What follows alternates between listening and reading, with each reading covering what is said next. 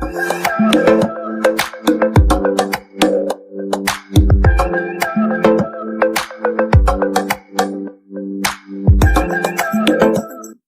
Video में हम discuss करेंगे क्लास 10th के सब्जेक्ट साइंस का केमिस्ट्री पार्ट से चैप्टर नंबर 3, जिसका नाम है metals and non metals.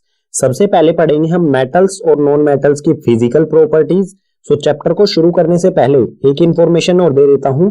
NCERT solution, chapter से रिलेटेड एनसीईआरटी सॉल्यूशन और नोट्स दोनों का लिंक जो है वो डिस्क्रिप्शन बॉक्स में दिया गया है। सो चैप्टर को शुरू करते हैं। इसमें सबसे पहले है physical properties of metals. Metals की फिजिकल प्रॉपर्टीज। फिजिकल प्रॉपर्टीज में फर्स्ट है लस्टर। लस्टर का मतलब होता है चमक, चमकीला या फिर शाइनी। ठीक है। So metals have shiny surface. जो भी मेटल्स होते हैं उनका सरफेस शाइनी यानी कि चमकीला होता है, यानी कि हम कह सकते हैं मेटल्स जो है वो लस्टर होते हैं। एग्जाम्पल के लिए आप गोल्ड और सिल्वर ले सकते हैं जो कि चमकीले होते हैं। ठीक है। नेक्स्ट है इसमें हार्डनेस, कठोरता। Metals are generally hard. ज्यादातर जो मेटल्स होते हैं वो हार्ड होते हैं। ठीक है। जैसे एग्जांपल में आप आयरन, कॉपर या सिल्वर, गोल्ड ये सब चीजें ले सकते हैं। इसमें एक्सेप्शन है हार्डनेस में। कुछ मेटल्स ऐसे होते हैं जो हार्ड नहीं होते हैं। सो एक्सेप्शन है except sodium, potassium and lithium. ये जो 3 मेटल्स होते हैं ये सॉफ्ट होते हैं, हार्ड नहीं होते हैं, सॉफ्ट होते हैं। और इतने सॉफ्ट होते हैं कि आप इजीली इन्हें, जो हम किचन में नाइफ यूज करते हैं उससे इन्हें इजीली कट किया जा सकता है। नेक्स्ट है स्टेट। मेटल्स जो है उनकी स्टेट कैसी होती है, सॉलिड, लिक्विड या gas. So metals exist in solid state. Metals जो है वो सॉलिड स्टेट में एग्जिस्ट करते हैं, लेकिन यहां पर भी एक्सेप्शन है। जैसे मरकरी, मरकरी जो है वो लिक्विड स्टेट में होती है। ठीक है। मरकरी एक मेटल है जो लिक्विड स्टेट में होती है। मरकरी के अलावा जो भी मेटल्स हैं वो सॉलिड स्टेट में होंगे। ठीक है। और मरकरी का यूज जो है वो थर्मोमीटर्स में किया जाता है। नेक्स्ट है इसमें मेलिएबिलिटी। मेलिएबिलिटी का मतलब होता है किसी मेटल को, किसी भी एलिमेंट को हम पीट कर, ठीक है, स्ट्रेच करके या पीट कर उसे थिन शीट्स में चेंज कर दें, उसे कहा जाएगा मेलिएबल। ठीक है। So metal can B beaten into thin sheets. Metal जो है उनको बीट करके यानी कि पीट के थिन शीट्स में कन्वर्ट किया जा सकता है, यानी कि हम कह सकते हैं जो मेटल्स हैं वो मेलिएबल होते हैं। ठीक है। इसमें एक पॉइंट दिया है हमें, gold and silver are most malleable metals. Gold और सिल्वर जो है वो सबसे ज्यादा मेलिएबल मेटल्स होते हैं, यानी कि गोल्ड और सिल्वर की जो है आसानी से इन्हें शीट्स में चेंज किया जा सकता है। सो आपने जो मिठाई वगैरह होती हैं, स्वीट्स जो होती हैं, उस पे सिल्वर और गोल्ड प्लेट होती है। ठीक है। सिल्वर और गोल्ड शीटें उस पे लगाई जाती हैं। ठीक है। यानी कि गोल्ड और सिल्वर जो है हमारे मोस्ट मेलिएबल, सबसे ज्यादा, बहुत पतली पतली इनकी शीट्स बनाई जा सकती है। फिजिकल प्रॉपर्टीज ऑफ मेटल में नेक्स्ट है डक्टिलिटी। डक्टिलिटी एक ऐसी प्रॉपर्टी होती है जिसके कारण हम किसी एलिमेंट को थिन वायर्स, पतले पतले वायर्स में चेंज कर सकते हैं, तो उसे कहा जाएगा डक्टाइल। ठीक है। So metal can B drone into thin wires. Metal जो है उन्हें थिन वायर्स यानी कि पतले पतले वायर्स उनके ड्रो यानी कि बनाए जा सकते हैं। ठीक है। तो हम कह सकते हैं कि मेटल जो है वो डक्टाइल होते हैं। जो डक्टिलिटी प्रॉपर्टी है वो मेटल्स में होती है। एग्जाम्पल के लिए कॉपर और एल्यूमिनियम। ठीक है। कॉपर और एल्यूमिनियम के पतले पतले वायर्स बनाए जाते हैं, और भी मेटल्स के वायर बनाए जा सकते हैं। ठीक है। नेक्स्ट है conductor of heat and electricity. Heat और इलेक्ट्रिसिटी के कंडक्टर, यानी कि जो भी एलिमेंट है उसमें से हीट पास होगी या हीट और इलेक्ट्रिसिटी पास होगी या नहीं होगी। So metals are good conductor of heat and electricity. जो भी मेटल्स होते हैं वो हीट और इलेक्ट्रिसिटी दोनों के गुड कंडक्टर होते हैं। गुड कंडक्टर होने का मतलब क्या होगा कि उसमें से हीट और इलेक्ट्रिसिटी दोनों चीजें इसमें से एक जगह से दूसरी जगह ट्रेवल कर सकती हैं। ठीक है। इसमें एक पॉइंट दिया गया है हमें, silver, copper are best conductor of electricity. Silver और कॉपर जो है, ठीक है, सिल्वर और कॉपर ये इलेक्ट्रिसिटी, विद्युत के बेस्ट कंडक्टर होते हैं। ठीक है। इनमें बहुत आसानी से इलेक्ट्रिसिटी एक जगह से दूसरी जगह ट्रेवल कर सकती है। नेक्स्ट है डेंसिटी। डेंसिटी यानी कि घनत्व। Generally metals have high density. ज्यादातर जो मेटल्स हैं उनकी डेंसिटी हाई होती है एंड हाई मेल्टिंग पॉइंट, और इसी कारण हाई डेंसिटी होने के कारण जो मेल्टिंग पॉइंट है वो भी हाई होता है। ठीक है। कुछ ऐसे मेटल्स होते हैं जिनकी डेंसिटी कम होती है, जैसे कि सोडियम Na, पोटेशियम यानी कि K, सिंबल्स लिख रहा हूं मैं यहां पर उनके। ठीक है। सोडियम, पोटेशियम और लिथियम, ये जो मेटल्स हैं इनकी डेंसिटी कम होती है, और डेंसिटी कम होने का मतलब होगा कि इनका जो मेल्टिंग पॉइंट होगा वो भी लो होता है। ठीक है। वैसे इनके अलावा जो भी मेटल्स हैं उनकी डेंसिटी हाई होती है और मेल्टिंग पॉइंट भी हाई होता है। फिजिकल प्रॉपर्टीज ऑफ मेटल में नेक्स्ट है सोनोरस। जब भी किसी एलिमेंट को स्ट्राइक करने पर साउंड प्रोड्यूस करे तो उसे कहा जाएगा sonorous. So metals are sonorous. Metals जो है वो सोनोरस होते हैं, यानी कि मेटल को जब हम किसी हार्ड सरफेस से स्ट्राइक करेंगे तो वो साउंड प्रोड्यूस करेंगे। यहाँ पर लिखा भी हुआ है, when metal strike to a hard surface they produce sound. Metal को जब किसी हार्ड सरफेस पर स्ट्राइक करेंगे तो वो साउंड प्रोड्यूस करेगा। आपने जनरली नोटिस किया होगा जो भी बेल्स होती हैं, ठीक है, घंटियां होती हैं, वो मेटल्स की ही बनी होती है, ठीक है। नेक्स्ट है oxides.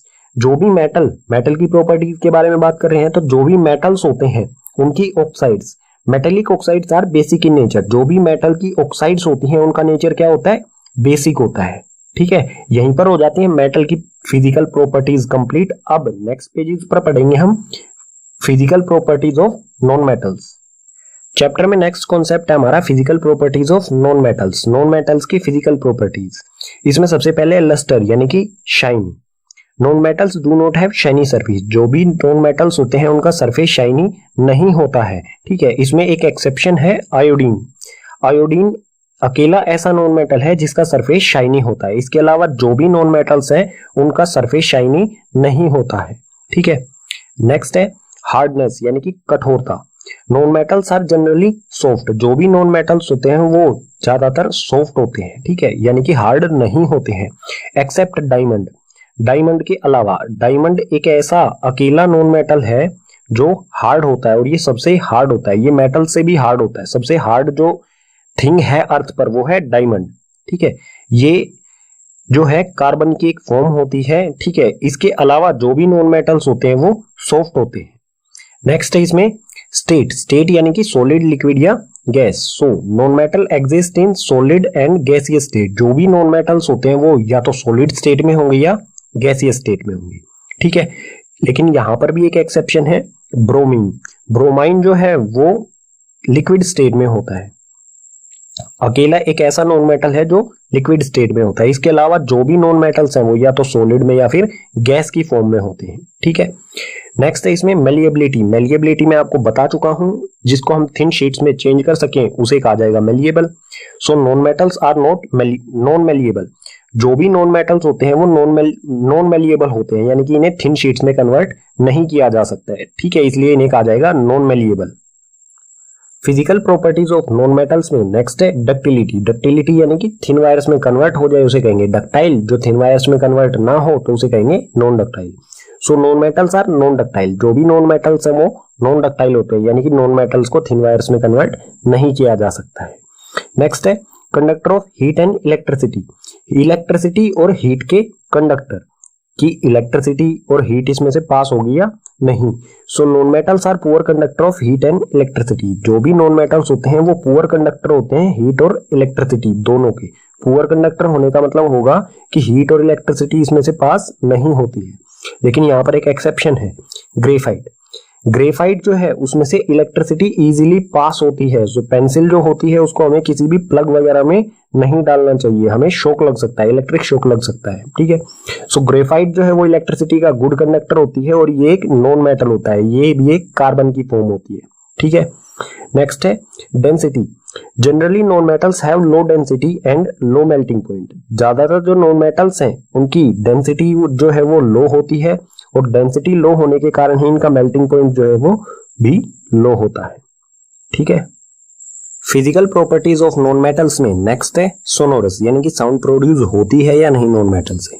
So non metals are not sonorous, यानी कि नॉन मेटल्स जो है वो नॉट सोनोरस, यानी कि उनमें से किसी भी तरह की साउंड प्रोडक्शन नहीं होती है।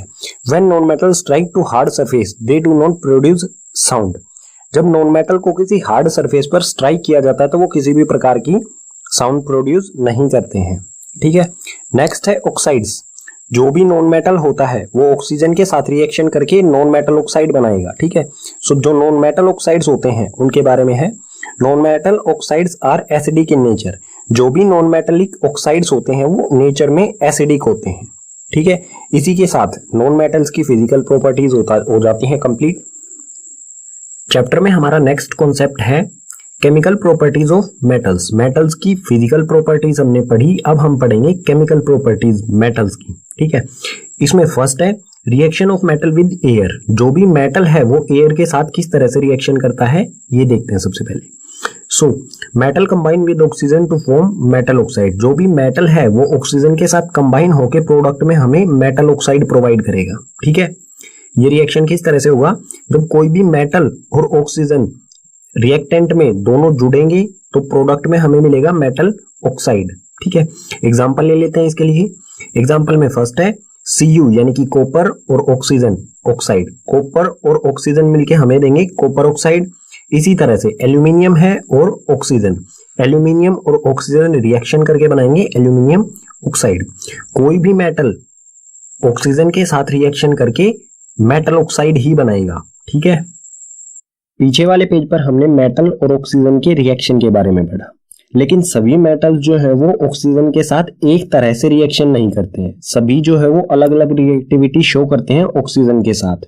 So different metal show different reactivity toward oxygen. इसमें पहला पॉइंट है Na यानी कि सोडियम एंड K यानी कि potassium. Sodium and potassium react so vigorously that they catch fire if kept in open place, so they are kept immersed in kerosene oil. Sodium और potassium जो है ये oxygen के साथ बहुत तेजी के साथ रिएक्शन करते हैं, और इतनी तेजी के साथ रिएक्शन करते हैं कि ये जब ओपन प्लेस पर इन्हें रखा जाता है, यानी कि एयर की प्रेजेंस में जब इन्हें रखा जाएगा तो ये फायर कैच कर लेते हैं। और इस फायर, इन एलिमेंट्स को फायर से बचाने के लिए इन्हें केरोसिन ऑयल में इमर्स्ड यानी कि डुबो कर रखा जाता है। ठीक है, तो सोडियम और पोटेशियम जो है ये बहुत तेजी के साथ रिएक्शन करते हैं। नेक्स्ट है इसमें surface of Mg, Al, Zn, Pb are covered with a thin layer of oxide which prevent them from further oxidation। जो भी मैग्नीशियम, एल्यूमिनियम, जिंक और लेड इनका सरफेस होता है वो ऑक्सीजन के साथ रिएक्शन करके एक पतली सी थिन लेयर बना लेता है ऑक्साइड की। ठीक है, अगर मैग्नीशियम होगा, मैग्नीशियम का कोई मेटल है तो मैग्नीशियम एयर के साथ रिएक्शन करके मैग्नीशियम ऑक्साइड लेयर बना लेगा इसके सरफेस पर, मैग्नीशियम एलिमेंट के सरफेस पर। और जो भी सरफेस पर ऑक्साइड बनेगा मेटल ऑक्साइड, वो उसी एलिमेंट को फर्दर आगे ऑक्सीडेशन होने से बचाता है, यानी कि प्रिवेंट करता है मेटल को खराब होने से। ठीक है, नेक्स्ट है Fe does not burn on heating but iron filings burn vigorously। जब आयरन को बर्न करेंगे, आयरन की कोई रोड है उसको बर्न करेंगे तो वो बस हीट होगी, बर्न नहीं होगी। यानी कि आयरन जो है वो जब बहुत टाइम लगाता है ऑक्सीजन के साथ रिएक्शन करने में, बहुत जल्दी नहीं होता है। लेकिन आयरन फिलिंग्स कहें या आयरन पाउडर कहें, ठीक है, आयरन पाउडर जो है वो बहुत तेजी के साथ जब इसे हीट किया जाएगा तो ये तेजी के साथ बर्न हो जाती है, इजीली ये रिएक्शन करता है ऑक्सीजन के साथ। ठीक है, next Cu does not burn but coated with black copper oxide। जब हम Cu यानी कि कॉपर को जब हम हीट करेंगे तो ये बर्न नहीं होगा, लेकिन इस पर एक ब्लैक लेयर आ जाती है। ठीक है, और जो ब्लैक लेयर होती है वो किस चीज की होती है, कॉपर ऑक्साइड की। तो हम कह सकते हैं कि कॉपर की भी लेयर जो है वो ऑक्सीजन के साथ रिएक्शन करती है। अंदर वाला जो एलिमेंट होगा कॉपर की लेयर के अंदर जो कॉपर होगा वो रिएक्शन नहीं करता है, सिर्फ लेयर कॉपर ऑक्साइड बना लेती है। नेक्स्ट है Au and Ag does not react with oxygen.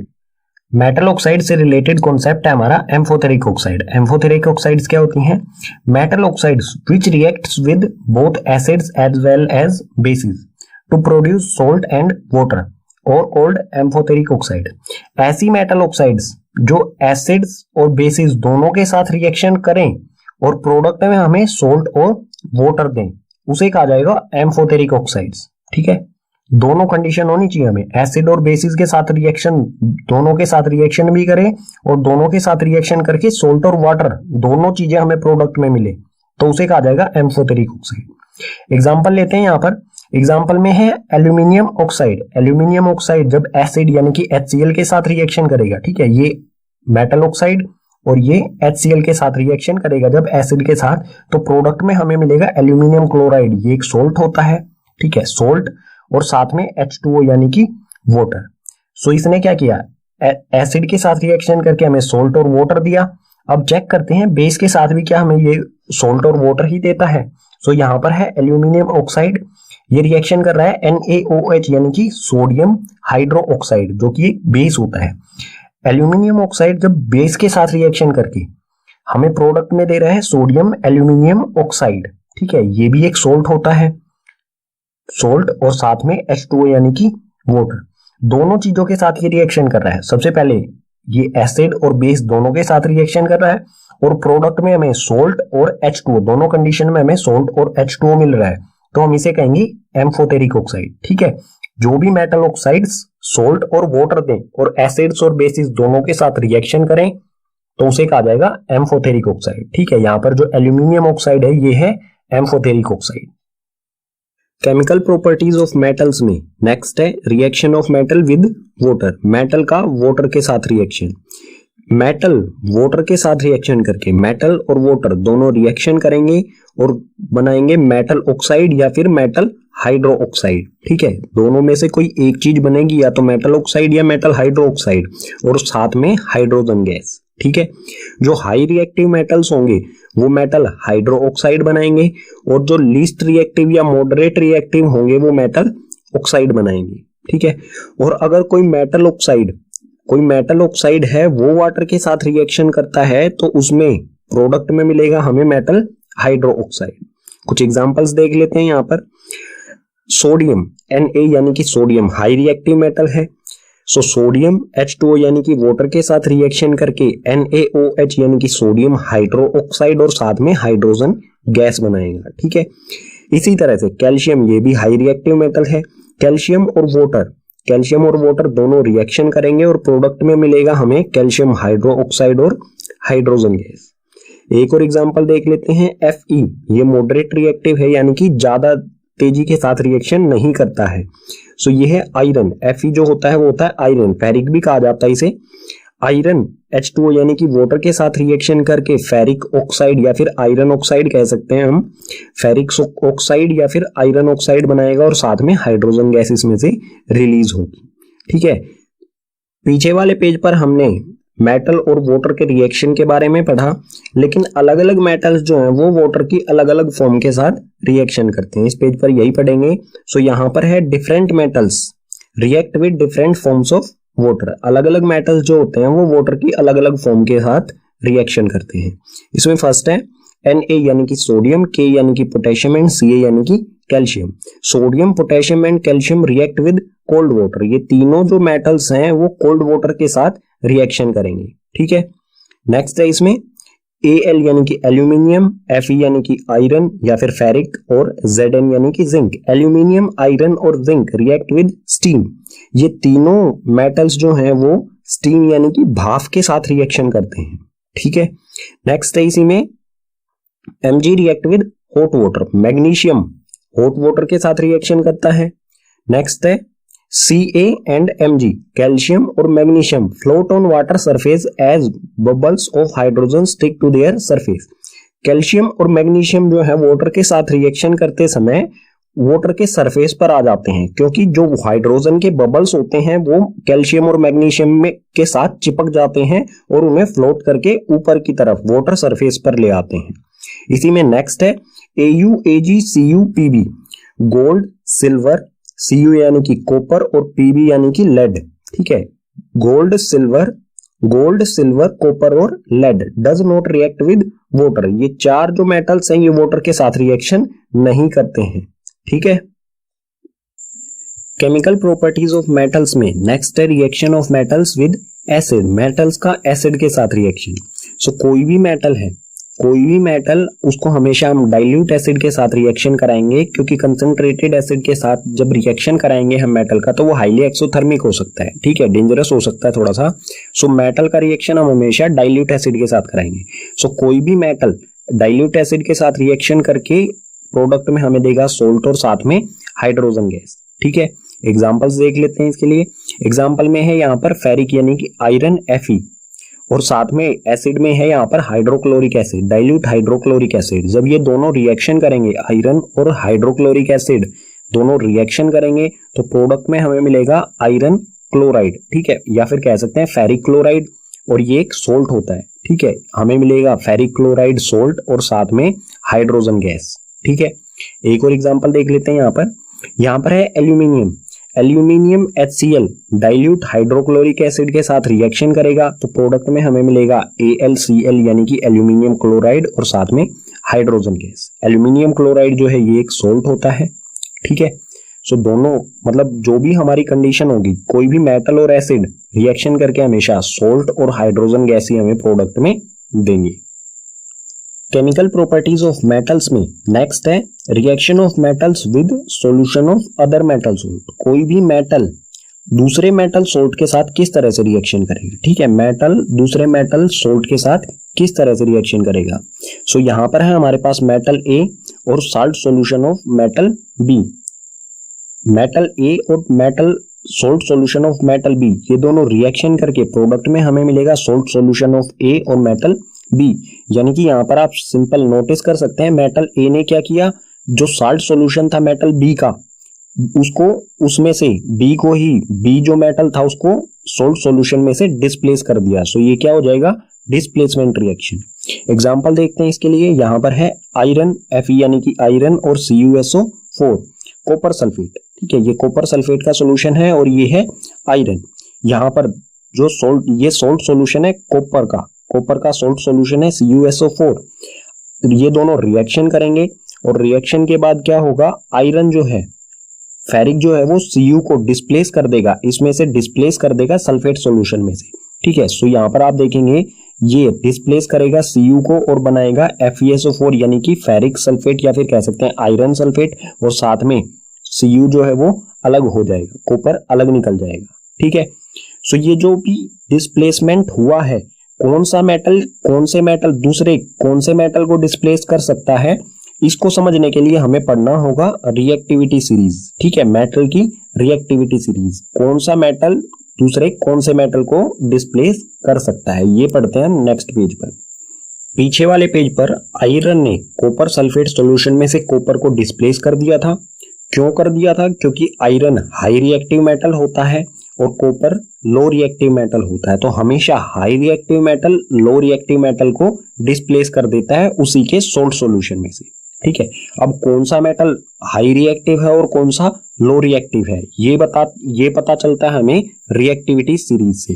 Reactivity series क्या होती है, it is A list of metals arrange in the decreasing order of reactivity. ये मेटल्स की लिस्ट होती है जो कि डिक्रीजिंग ऑर्डर में उनकी रिएक्टिविटी को शो करती है। यानी कि जो लिस्ट होगी, ये सीरीज होगी, इसमें सबसे ऊपर हाई रिएक्टिव मेटल होगा और जैसे जैसे हम लिस्ट में नीचे की तरफ जाते जाएंगे वहां पर हमें लो रिएक्टिव मेटल्स मिलते जाएंगे, ठीक है। यहां पर एक पॉइंट यहां पर भी लिख दिया मैंने, reactivity decreases from top to bottom. Reactivity जो है वो डिक्रीज होती है टॉप से बॉटम, यानी कि जो ऊपर है वो हाई रिएक्टिव है, जैसे जैसे नीचे जाएंगे वहां पर लो रिएक्टिव मेटल्स आते जाएंगे, ठीक है। सो यहाँ पर मोस्ट रिएक्टिव मेटल, सबसे रिएक्टिव मेटल होता है K यानी कि पोटेशियम, सेकंड पे आता है सोडियम, थर्ड पे कैल्शियम, उसके बाद magnesium, aluminium, zinc, iron, lead, hydrogen, copper, mercury, silver और गोल्ड, ठीक है। इसमें जो ऊपर की तरफ है ये जो मेटल्स हैं ये हाईली रिएक्टिव मेटल्स हैं, सबसे ऊपर जो होगा वो उतना ही हाई रिएक्टिव होगा। जैसे जैसे इसमें हम नीचे जाएंगे रिएक्टिविटी जो है वो कम होती जाएगी। सो जो पीछे वाला रिएक्शन था आयरन और कॉपर सल्फेट का, सो पोजीशन देखते हैं हम यहाँ पर, आयरन की पोजीशन है ये और कॉपर की पोजीशन है ये। सो कॉपर क्या है, कम रिएक्टिव है आयरन से, ठीक है। कॉपर को कौन कौन से मेटल्स डिस्प्लेस कर सकते हैं, जो भी इसमें ऊपर दिए गए हैं। यहाँ पर जो हाइड्रोजन है ये नॉन मेटल है, ठीक है, बाकी सभी मेटल्स हैं। सो कॉपर जो है, कॉपर को कौन कौन डिस्प्लेस कर सकता है, कॉपर से ऊपर वाले सभी मेटल्स, ठीक है। इसी तरह आयरन को कौन डिस्प्लेस कर सकता है, इससे ऊपर वाले सभी मेटल्स, यानी कि ये आयरन से ऊपर जो है वो सभी इसको डिस्प्लेस कर सकते हैं। ऐसा कौन सा मेटल है जिसको कोई भी डिस्प्लेस नहीं कर सकता, वो है रिएक्टिविटी सीरीज में सबसे ऊपर वाला मेटल यानी कि पोटेशियम, ठीक है। पोटेशियम किन किन मेटल्स को डिस्प्लेस कर सकता है, अपने सभी नीचे वाले को, ठीक है। जैसे यहाँ पर आयरन किस किस को डिस्प्लेस कर सकता है, इन सभी, आयरन अपने नीचे वालों को डिस्प्लेस कर सकता है और आयरन के ऊपर वाले आयरन को डिस्प्लेस कर सकते हैं, ठीक है। जो हाई रिएक्टिव मेटल होगा वो लो रिएक्टिव को डिस्प्लेस कर देगा, ठीक है। ये है रिएक्टिविटी सीरीज। चैप्टर में नेक्स्ट कॉन्सेप्ट आता है हमारा reaction of metals with non metals. Metals और नॉन मेटल्स का रिएक्शन किस तरह से करेंगे ये एक दूसरे के साथ। सो मेटल्स और नॉन मेटल्स के रिएक्शन को समझने से पहले हम कुछ पॉइंट्स को समझते हैं, उसके बाद देखेंगे ये रिएक्शन किस तरह से होगा। ठीक है, इसमें फर्स्ट पॉइंट है reactivity of elements is the tendency to attain a completely filled valence shell. जो भी एलिमेंट्स हो हमारे, चाहे वो मेटल्स हो या नॉन मेटल हो, वो सभी क्या करते हैं, उनमें एक टेंडेंसी होती है कि वो अपने वैलेंस शेल यानी कि लास्ट शेल जो होता है उसको कंप्लीट फिल करने की कोशिश करते हैं। ठीक है, एग्जांपल लेते हैं यहाँ पर एग्जांपल है इस पॉइंट का Na यानी कि सोडियम का एटॉमिक नंबर होता है 11, यानी कि इसमें इलेक्ट्रॉन्स की संख्या कितनी होती है, नंबर ऑफ इलेक्ट्रॉन्स होते हैं इसमें 11। सो जो भी इलेक्ट्रॉन्स होते हैं, सोडियम का इलेक्ट्रॉनिक कन्फिग्रेशन क्या होगा, इसके फर्स्ट शेल में हमेशा 2 इलेक्ट्रॉन्स होते हैं, सेकंड शेल में 8 इलेक्ट्रॉन्स होते हैं। यहां पर हम चेक करेंगे टोटल कितने हो गए, 2 और 8 हो गए 10, तो इसमें से 10 को माइनस करेंगे तो बचेगा 1 इलेक्ट्रॉन, थर्ड शेल में आ जाएगा 1 इलेक्ट्रॉन। ठीक है, सो इसका इलेक्ट्रॉनिक कन्फिग्रेशन क्या हुआ, 2, 8 और 1। वैलेंस शेल जो है वो लास्ट शेल होता है। ठीक है, जरूरी नहीं है कि 3 शेल हो, किसी में 4 भी हो सकते हैं या 3 से कम भी हो सकते हैं। ठीक है, सो हमेशा लास्ट शेल में जो है वो फिल करने की कोशिश करता है, कंप्लीट फील्ड। और कंप्लीट फील्ड करने के लिए टोटल जो लास्ट हमेशा वैलेंस शेल में उसको टोटल 8 इलेक्ट्रॉन्स की जरूरत होती है। यहां पर कितना है, 1।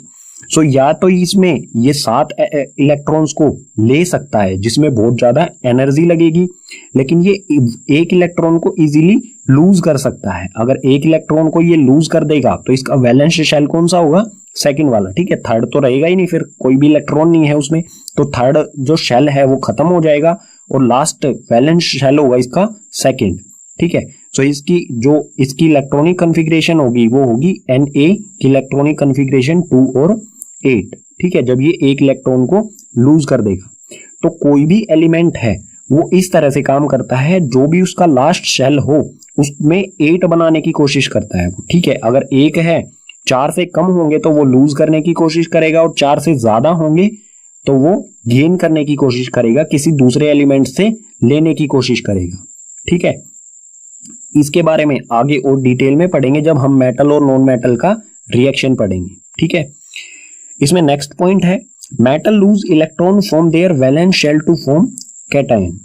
जो मेटल्स होते हैं, ठीक है, कोई भी मेटल है वो हमेशा इलेक्ट्रॉन्स को लूज करते हैं वैलेंस शेल से। यहां पर आपने देखा सोडियम क्या है, एक मेटल है, ये वैलेंस शेल लास्ट शेल में कितने इलेक्ट्रॉन्स है, 1। ये 1 को हमेशा लूज करेगा और बनाएगा कैटायन। ठीक है, यानी कि Na नेगेटिव बनाएगा हमेशा। ठीक है, सॉरी Na पॉजिटिव बनाएगा। ठीक है, Na पॉजिटिव यानी कि पॉजिटिव साइन क्या दर्शाता है कि इसने 1 इलेक्ट्रॉन जो है वो गिव अप कर दिया है, किसी दूसरे एलिमेंट को दे दिया है। ठीक है, नेक्स्ट पॉइंट है non metals gain electron in their valence shell to form anion. जो भी नॉन मेटल्स होते हैं वो हमेशा इलेक्ट्रॉन्स का गेन करते हैं और लास्ट शेल में हमेशा ये गेन करेंगे इलेक्ट्रॉन्स का और बनाएंगे एनियंस। ठीक है, यानी कि जैसे क्लोरीन होता है, ठीक है, क्लोरीन एक इलेक्ट्रॉन किसी से लेता है और बनाता है Cl नेगेटिव। ठीक है, ये नेगेटिव जो साइन है ये क्या शो करता है कि इसने कोई 1 इलेक्ट्रॉन किसी दूसरे एलिमेंट से लिया है। ठीक है, अब इस तरह का जो रिएक्शन होता है जिसमें मेटल लूज करता है और नॉन मेटल गेन करता है इलेक्ट्रॉन को। ठीक है, इसी तरह से इन दोनों में रिएक्शन होता है। ठीक है, मेटल जो है वो नॉन मेटल को गिव कर देता है, कुछ इलेक्ट्रॉन्स दे देता है उनके साथ रिएक्शन करते हुए। ठीक है, इस तरह का जो रिएक्शन होता है उसमें जो कंपाउंड बनता है सो उसे क्या कहा जाता है, the compound formed by the transfers of electrons from metal to non metal are called ionic compound और इलेक्ट्रोवैलेंट कंपाउंड। जो भी कंपाउंड बनेगा जब कोई मेटल इलेक्ट्रॉन ट्रांसफर कर दे, ठीक है, मेटल नॉन मेटल को इलेक्ट्रॉन ट्रांसफर कर दे, उसे कहा जाएगा आयनिक कंपाउंड या फिर कह सकते हैं इलेक्ट्रोवैलेंट कंपाउंड। ठीक है, ये कंपाउंड हमेशा बनेगा मेटल्स और नॉन मेटल्स के रिएक्शन में। ठीक है, अब एग्जांपल देख लेते हैं मेटल और नॉन मेटल्स का रिएक्शन जो है वो किस तरह से होता है, किस तरह से मेटल एक इलेक्ट्रॉन लूज करता है या एक से ज्यादा लूज करता है, और नॉन मेटल जो है वो किस तरह से गेन करता है, और ये दोनों कैटायन और एनियन किस तरह से बनते हैं। ठीक है, मेटल और नॉन मेटल का जो रिएक्शन होता है यानी कि आयनिक कंपाउंड जो बनता है वो किस तरह से बनता है उसका एक एग्जांपल ले लेते हैं। सो इसमें एग्जांपल ले रहे हैं हम फॉर्मेशन ऑफ NaCl। NaCl यानी कि सोडियम क्लोराइड किस तरह से बनता है। सो Na होता है सोडियम, ठीक है, और Cl होता है क्लोरीन। Na का इलेक्ट्रॉनिक कॉन्फ़िगरेशन होता है 2 8 और 1, और Cl का होता है 2 8 और 7। ठीक है, इसके वैलेंस शेल में एक इलेक्ट्रॉन होता है और इसके वैलेंस शेल में 7 इलेक्ट्रॉन होते हैं। सो हम इसे बनाएंगे इस तरह से Na, इसके वैलेंस शेल यानी कि लास्ट शेल में कितने इलेक्ट्रॉन, एक। ठीक है, इसे हम एक डॉट से शो कर सकते हैं। और इसी तरह क्लोरीन के वैलेंस शेल में कितने इलेक्ट्रॉन्स, 7। सो इसे हम क्रॉस से शो करेंगे 1 2 3 4 5 6 एंड 7। ये हो गए क्लोरीन के इलेक्ट्रॉन्स और ये हो गया एक सोडियम का इलेक्ट्रॉन। सोडियम इलेक्ट्रॉन क्या करेगा, ये अपने वैलेंस शेल को कंप्लीट करने की कोशिश करेगा। इसको 7 की जरूरत है लेकिन 7 लेने में तो बहुत ज्यादा एनर्जी लगेगी, इसलिए ये क्या करेगा, एक को इजीली लूज कर देगा, और ये लूज करेगा वो जो इलेक्ट्रॉन है वो क्लोरीन को दे देगा। ठीक है, ये इलेक्ट्रॉन आ गया यहाँ पर क्लोरीन के पास। जो भी ये इलेक्ट्रॉन देगा, देने वाला हमेशा क्या होता है, पॉजिटिव होगा, और लेने वाला हो जाएगा नेगेटिव। ठीक है, और ये बनाएगा यहाँ पर NaCl। ठीक है, इसको अगर हम इक्वेशन की फॉर्म में लिखेंगे तो किस तरह से लिखेंगे, ये है सोडियम, ये Na पॉजिटिव, इसके इलेक्ट्रॉनिक कॉन्फ़िगरेशन है 2 8 1। एक इलेक्ट्रॉन ये लूज कर दिया, इसने यहां से एक इलेक्ट्रॉन लूज किया, पॉजिटिव चार्ज आ गया इस पर, और ये बचा यहाँ पर 2 8, और एक इलेक्ट्रॉन यहाँ पर आ गया अलग से। ठीक है, जो इलेक्ट्रॉन होगा अलग से निकला वो होगा नेगेटिव चार्ज। ठीक है, एक इलेक्ट्रॉन आ गया। अब ये जो एक इलेक्ट्रॉन है ये कहां पर जाएगा, ये जाएगा क्लोरीन के पास। यहां पर है क्लोरीन, इसका इलेक्ट्रॉनिक कॉन्फ़िगरेशन 2 8 7, और इसमें एक इलेक्ट्रॉन प्लस कर देंगे, ये वाला नेगेटिव इलेक्ट्रॉन इसमें प्लस कर देंगे, तो ये बन जाएगा क्लोरीन नेगेटिव। ठीक है, इसका इलेक्ट्रॉनिक कॉन्फ़िगरेशन हो जाएगा 2 8 8। ठीक है, और इस पर चार्ज क्या होगा, नेगेटिव, क्योंकि इसने एक इलेक्ट्रॉन कहां से लिया है, किसी से। जो भी किसी से लेगा तो उसका नेगेटिव चार्ज, जो किसी को इलेक्ट्रॉन देगा उस पर पॉजिटिव चार्ज। ठीक है, एक और एग्जांपल देख लेते हैं मेटल और नॉन मेटल के रिएक्शन में। AlCl2 यानी कि एल्यूमिनियम क्लोराइड किस तरह से बनता है। सो एल्यूमिनियम जो होता है उसका इलेक्ट्रॉनिक कॉन्फ़िगरेशन होता है 2 8 2। ठीक है, यानी कि इसका एटॉमिक नंबर क्या होता है, 12। ठीक है, और क्लोरीन का हम पहले ही पता है हमें 2 8 और 7।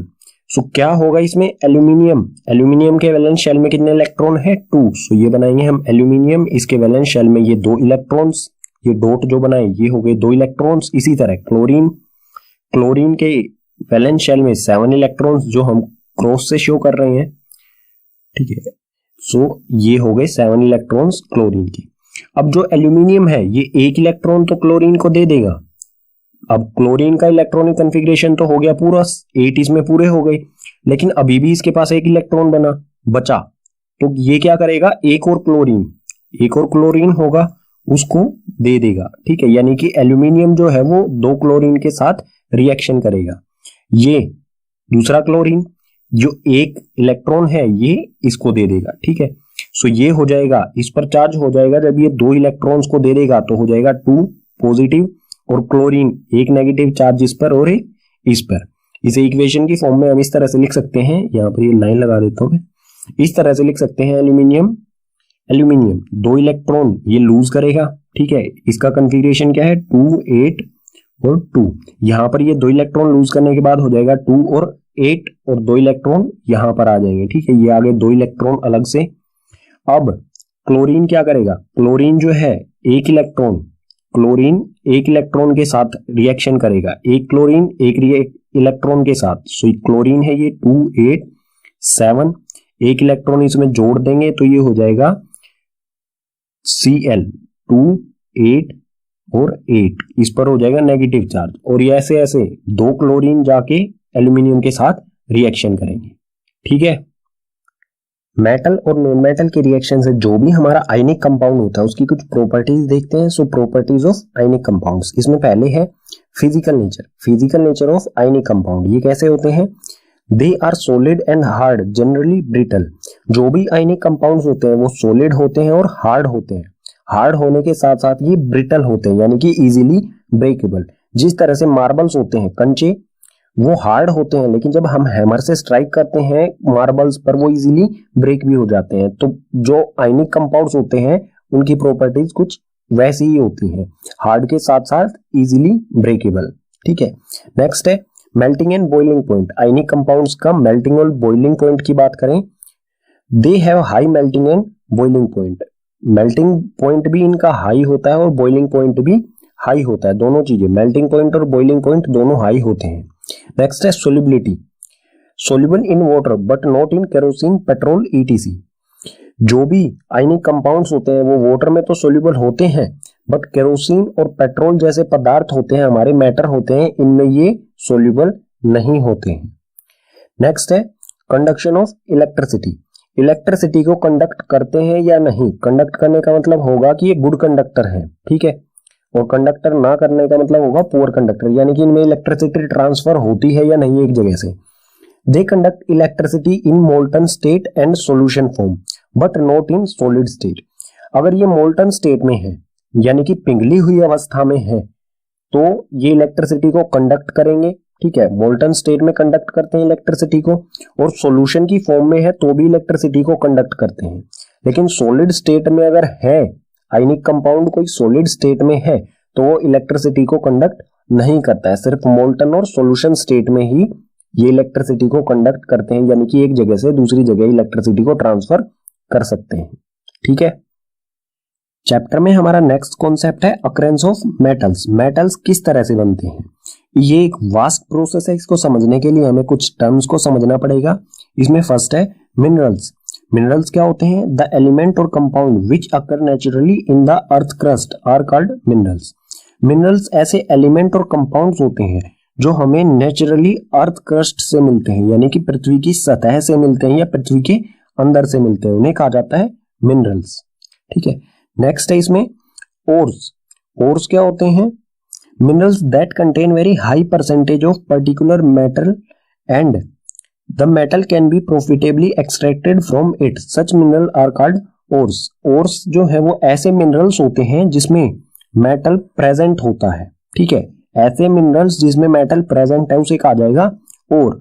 और उस मेटल को हम इजीली और फायदे के साथ प्रॉफिटेबली हम उसे एक्सट्रैक्ट कर सके, और से हम मेटल को निकाल सके, तो उसे कहा जाएगा ओर। ठीक है, नेक्स्ट है इसमें गैंग। गैंग क्या होते हैं? Ore are usually contaminated with large amount of impurities such as soil, sand etcetera are called gangue. जो ओर्स होते हैं उसमें बहुत बड़ी मात्रा में कुछ इम्प्यूरिटीज होती हैं, ठीक है, जिसकी हमें जरूरत नहीं होती है, जैसे कि सोइल और सैंड, रेत या मिट्टी कह सकते हैं। जब हमें अर्थ क्रस्ट से कुछ भी मिलता है उसमें रेत और मिट्टी बहुत बड़ी मात्रा में होती है। सो ये इम्प्यूरिटी होती है जिसकी हमें जरूरत नहीं होती, उसे कहा जाएगा गैंग। यानी कि जो अर्थ क्रस्ट से हमें मेटल की फॉर्म मिलती है वो किस फॉर्म में मिलता है? और प्लस गैंग। ठीक है,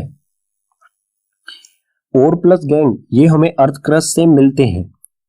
अब देखते हैं extraction of metals from ores. जो भी ओर्स होते हैं उससे हम मेटल किस तरह से एक्सट्रैक्ट करते हैं, इसमें हमें कुछ स्टेप्स लेने होते हैं। ठीक है, सो यहाँ पर कुछ स्टेप्स लिखे हैं, उन्हें देखते हैं। स्टेप 1 में है एनरिचमेंट ऑफ ओर्स। सबसे पहले क्या करेंगे, हम जो भी ओर है हमारा उसको इस लायक बनाएंगे कि उसमें से हम मेटल निकाल सके। और इसको इस लायक बनाने के लिए हमें क्या करना होगा? और जो होता है वो अकेला नहीं होता है, उसमें सबसे प्राइमरी तौर पर जो हमें और मिलता है अर्थ क्रस्ट से वो क्या होता है? और प्लस गैंग, यानी कि उसमें और के साथ साथ कुछ इम्प्यूरिटीज भी होती हैं। सबसे पहले क्या करेंगे, इन इम्प्यूरिटीज को अलग करेंगे। ठीक है, इनको जब हम अलग कर देंगे यानी कि गैंग जो है उसको हम निकाल देंगे तो बचेगा और। उसके बाद इस और से हम मेटल्स को निकालते हैं। ठीक है, जब हमें मेटल्स मिल जाएंगे उसके बाद हम करेंगे रिफाइनिंग ऑफ मेटल्स। ठीक है, ये 3 स्टेप्स हमें लेने होते हैं। मेटल्स को लास्ट में करेंगे हम रिफाइनिंग, यानी कि बिल्कुल प्योरेस्ट फॉर्म में लेके आएंगे मेटल की। ठीक है, इन तीनों स्टेप्स को एक एक करके पढ़ते हैं डिटेल में। ठीक है, नेक्स्ट पेजेस पर। एक्सट्रैक्शन ऑफ मेटल में स्टेप 1 है हमारा enrichment of ores. Enrichment of ores होता क्या है? It is the process of removing gang from ores. ये एक ऐसा प्रोसेस होता है जिसमें हम गैंग को रिमूव कर देते हैं ओर्स में से। ठीक है, गैंग को हटा देते हैं। गैंग यानी कि इंप्योरिटी को हटा देना ओर में से। ठीक है, नेचर से हमें क्या मिलता है? ओर प्लस गैंग मिलता है। तो ओर में से गैंग को हटाना जो होता है उसी प्रोसेस को कहा जाएगा एनरिचमेंट ऑफ ओर्स। और ये किस तरह से किया जाएगा? कुछ मेथड्स और कुछ टेक्निक्स होंगी जो यहाँ पर दी गई हैं। These techniques methods are used in this process। यहाँ पर हमें कुछ टेक्निक और मेथड्स के द्वारा हम जो भी गैंग है इसको रिमूव करेंगे। इसमें फर्स्ट है हाइड्रोलिक वॉशिंग, सेकंड है मैग्नेटिक सेपरेशन, थर्ड है फ्रोथ फ्लोटेशन और लास्ट फोर्थ है केमिकल सेपरेशन जिसे लीचिंग भी कहा जाता है। सो इन मेथड्स को एक एक करके नेक्स्ट पेजेस पर डिटेल में पढ़ते हैं। सबसे पहले देखेंगे hydraulic washing. Enrichment of ores यानी कि जो भी हमें मिनरल्स से ओर्स मिलते हैं उनके साथ जो भी इंप्योरिटीज मिलती हैं गैंग, उसको रिमूव किस तरह से किया जाएगा उसका फर्स्ट प्रोसेस है हाइड्रोलिक वॉशिंग। हाइड्रोलिक वॉशिंग को ग्रेविटी सेपरेशन भी कहा जाता है। सो इसके प्रिंसिपल और किस बेसिस पर ये काम करता है उसको पढ़ते हैं। In this process crushed ore are washed by water stream. If an ore is denser than gangue, then the gangue particle are washed away with water stream and heavy ores remain behind. इस process में सबसे पहले हम क्या करेंगे? Ores और gang, जो भी हमें ओर और गैंग अर्थ क्रस्ट से मिला है उसे हम क्रश करेंगे और उसे पानी से वाटर स्ट्रीम से उसे वॉश करेंगे। ठीक है, अगर ओर की डेंसिटी ज्यादा होगी गैंग से, ठीक है, यानी कि गैंग की डेंसिटी कम है, ओर की डेंसिटी ज्यादा है, तो गैंग पार्टिकल्स जो है वो वाटर के साथ बह जाएंगे और पीछे रहेंगे ओर पार्टिकल्स। ठीक है, ओर पार्टिकल्स जो है वो पीछे रह जाएंगे और गैंग पार्टिकल्स है वो पानी के साथ बह जाएंगे। ठीक है, इसको डायग्राम से समझते हैं किस तरह से काम करता है। इसके लिए हमें जरूरत होती है एक स्लोप टेबल की। ठीक है, ये स्लोप टेबल होती है जिसमें गड्ढे होते हैं, डग्स होते हैं। इसमें क्रश्ड ओर डाला जाता है ऊपर की ओर। ठीक है, इसमें क्रश और क्रश्ड करके इसमें डाल दिया जाता है और इससे पानी का बहाव भी छोड़ दिया जाता है। जैसे जैसे ओर आता रहता है इसमें से ऐसे ऐसे पानी का बहाव भी आता रहता है। इन डग्स यानी कि गड्ढों में है जो है वो ओर रह जाता है और पानी के बहाव के कारण जो भी इंप्योरिटी है वो पानी के साथ बह के इस टैंक में आ जाएगी। यानी कि हमें जो प्योर ओर है, ओर्स जो है वो हमें इन डग्स यानी कि गड्ढों में मिल जाएगा। ठीक है, इसमें कई तरह के ओर्स को रिफाइन किया जाता है, यानी कि इनमें से इंप्योरिटी रिमूव की जाती है। टीन के ओर्स होते हैं या फिर लेड के ओर्स होते हैं, उसको इस प्रोसेस से ही, हाइड्रोलिक वॉशिंग से ही साफ किया जाता है। और इस प्रोसेस को गोल्ड रिफाइनिंग, गोल्ड जो है हमें फ्री स्टेट में मिलता है लेकिन उसमें से इंप्योरिटी हटाने के लिए, सैंड या फिर क्ले मिट्टी को निकालने के लिए इस प्रोसेस का यूज किया जाता है गोल्ड से। ठीक है, एनरिचमेंट ऑफ ओर में हमारा सेकंड प्रोसेस है मैग्नेटिक सेपरेशन। ये किस बेसिस पर काम करता है? This method works on magnetic principle. This method applied when ore and gangue particles have different magnetic properties. ये मैग्नेटिक प्रिंसिपल पर काम करता है। इस प्रिंसिपल के लिए हमारे पास जरूरी क्या चीजें होनी चाहिए कि ओर और जो गैंग है इनमें से कोई भी एक मैग्नेटिक प्रॉपर्टी शो करता हो, यानी कि मैग्नेट की तरफ अट्रैक्ट होता हो। ज्यादातर केसेस में क्या होता है, और जो है वो मैग्नेट की तरफ अट्रैक्ट होता है, सो गैंग पार्टिकल्स मैग्नेट की तरफ अट्रैक्ट नहीं होते हैं। तो हम मैग्नेटिक सेपरेशन को अप्लाई कर सकते हैं एनरिचमेंट यानी कि और गैंग से गैंग को हटाने के लिए। ठीक है, सो इस प्रिंसिपल में सबसे पहले क्या करेंगे हम, और गैंग जो भी हमें ये दिया गया है अर्थ क्रस्ट से हमें मिला है जो ये, इसमें हम इसको हम पाउडर बनाएंगे, क्रश करेंगे और इसमें डाल देंगे। ठीक है, इसमें डालने के बाद इसमें से धीरे धीरे ये करके इस बेल्ट पर आता रहेगा। ये एक मूविंग बेल्ट है। ठीक है, और इस पर दो व्हील्स लगे हैं, एक इस तरफ और एक इस तरफ। इस तरफ वाला व्हील, ये वाला व्हील जो है ये मैग्नेटिक व्हील है, यानी कि जो भी आयरन पार्टिकल्स होंगे उनको ये अट्रैक्ट करेगा। मैग्नेटिक प्रॉपर्टी जो भी सब्सटेंस शो करेगा उसको ये अट्रैक्ट कर लेगा।